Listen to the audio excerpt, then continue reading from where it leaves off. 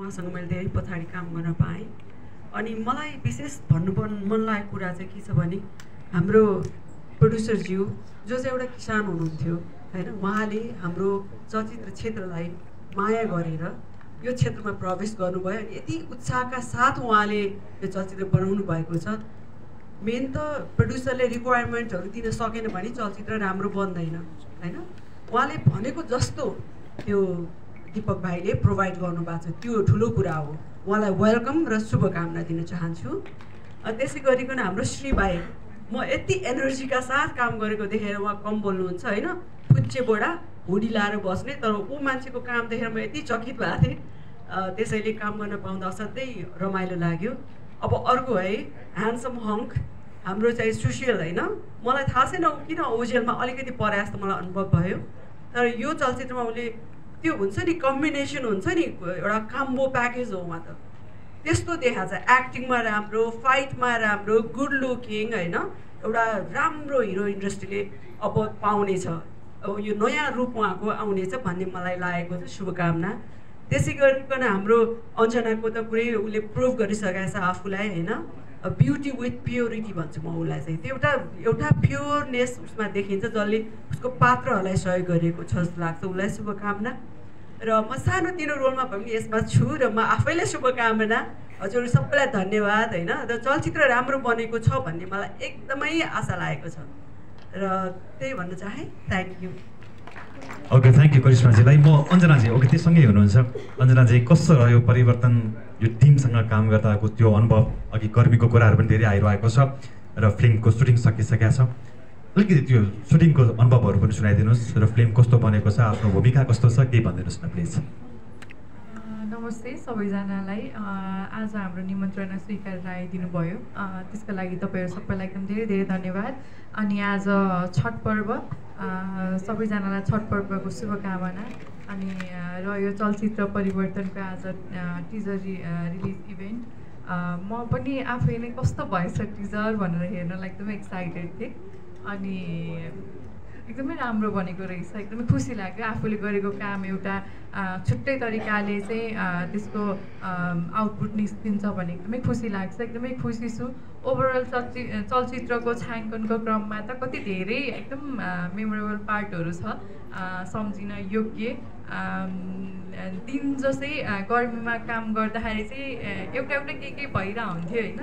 अनि म जानुभन्दा म 10 दिन पछाडि गएर जोइन भएको टिममा। सो त्योभन्दा अगाडि सुशील पहिल्यै गइसकेको थियो।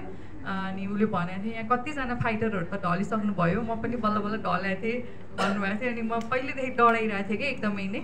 अनि म आफै पनि गएर चाहिँ त्यो गर्मी, एकदमै गर्मी थियो विराटनगरमा, पछि झापा पुग्ने बेलासम्म चाहिँ त्यो गर्मी ठेक्न नसकेर म चाहिँ सुशील चाहिँ बिरामी भएन, म आफू चाहिँ बिरामी भएँ भनौँ न त्यो क्रममा।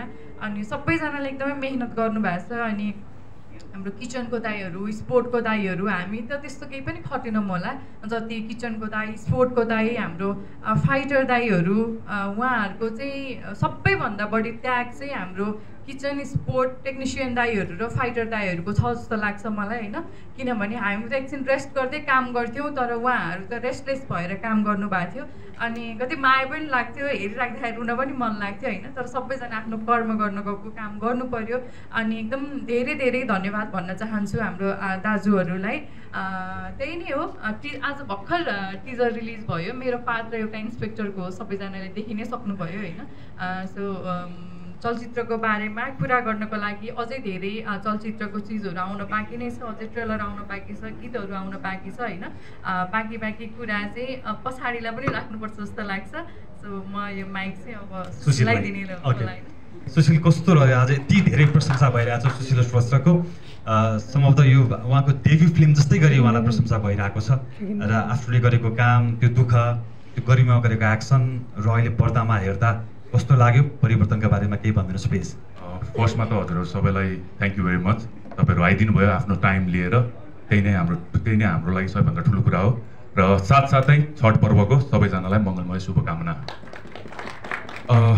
परिवर्तन बारे भन्नुपर्दा त परिवर्तन टाइटलले नै बुझाइरहेको छ हाम्रो फिल्म के को बारे भनेर। एउटा देशमा चाहिने परिवर्तनको बारे हो। र मलाई यो मुभीमा हाम्रो दिपकजीले सेलेक्ट गर्नुभएकोमा डिरेक्टर सरले श्रीजीले उहाँले पनि रेकमेन्ड गर्नुभएको यो पात्रमा मलाई सेलेक्ट गर्नुभएकोमा धेरै धेरै धन्यवाद। दिपकजीको बारेमा एउटा कुरा भन्न चाहन्छु। यो फिल्म बनाउनुमा खासमा उहाँ आफू किसान भए तापनि उहाँले धेरै करप्सन भोगिरहनु भएको रहेछ। अनि हरेक हामीले फिल्म सुटिङ गरेर बेला होइन यो करप्सन यस्तो हुन्छ यहाँ धारले यो त हाल्नै पर्छ भनेर भन्नुहुन्थ्यो। बिचमा आएर उहाँले धेरै भोगेर होला सायद उहाँ इन्सपायर हुनुभएको यो फिल्म बनाउनेमा। र करिश्मा दिदी हुनुहुन्छ, उहाँ एकदमै एनर्जेटिक, एकदमै हाम्रो सिनहरूमा साथ दिनुभयो उहाँले।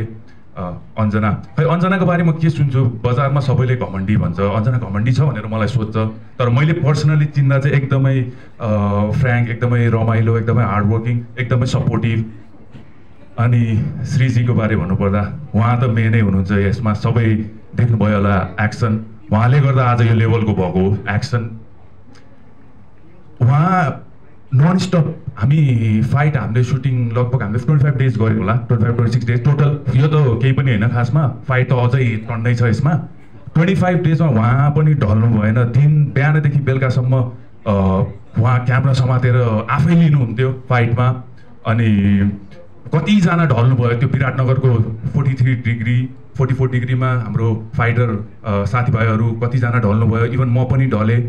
अनि ढल्दा पनि उहाँ ढल्नु भएन। अनि म उहाँहरूलाई पनि थ्याङ्क यू भेरी मच भन्न चाहन्छु। हाम्रो फाइट डिरेक्टर उहाँहरू नभएको भए सायद यो जस्तो देखेछ नि फिल्म त्यस्तो देखिन्न थियो होला। हिरोले त एक पञ्च हान्छ, तर जब फाइटर ढल्छ त्यो इम्प्याक्टले नै फिल्मलाई राम्रो बनाउने हो फाइटलाई। उहाँहरू ढल्नु भएको त्यसमा।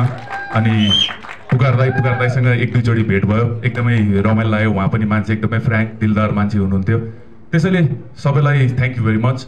अनि अब माघ 9 गते हाम्रो चलचित्र आउँदैछ, तपाईँहरूले साथ दिनु भइरहेको छ, सो आउने दिनमा पनि दिनुहुनेछ भन्ने पूर्ण विश्वास छ। धेरै धेरै धन्यवाद।